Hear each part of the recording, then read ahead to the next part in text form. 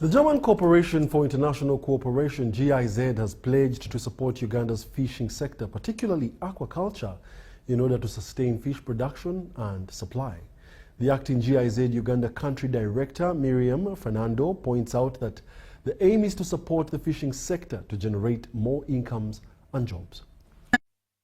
Fisheries Robert Migade spent the rest of the day with officials from GIZ. Top on agenda was how development partners like GIZ can support Uganda's fisheries sector to sustain production, access more international markets, and create more jobs, especially for young people.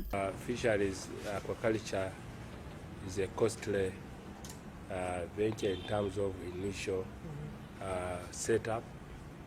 It is not like capture fisheries. When you get a small boat of 1 million, you can actually start fishing.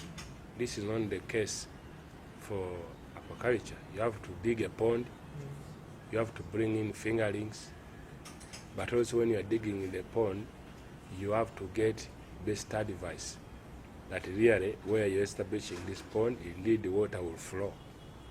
Otherwise, your fish, you may put in fish which will be stunted after overfeeding for 8 months, and you will not get the desired, which is not the case like for capture fishes. So this one calls for a lot of sensitization, capacity building. GIZ pledged to support the fisheries sector to sustain fish production. Especially now with Uganda having access to EU markets, with regards to aquaculture, we also see now huge potential, and I think also this is why the ministry is getting more involved. So there are large enterprises and large industries within that, but for us it is how can the small-scale farmers, first of all, increase their production enough to actually have a surplus. I do want to say access to markets, but for us food security is also still a core.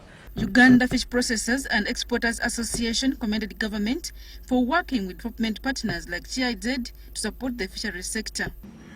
We're looking at the cooperation that we have had with the GIZ before, and we are building on that.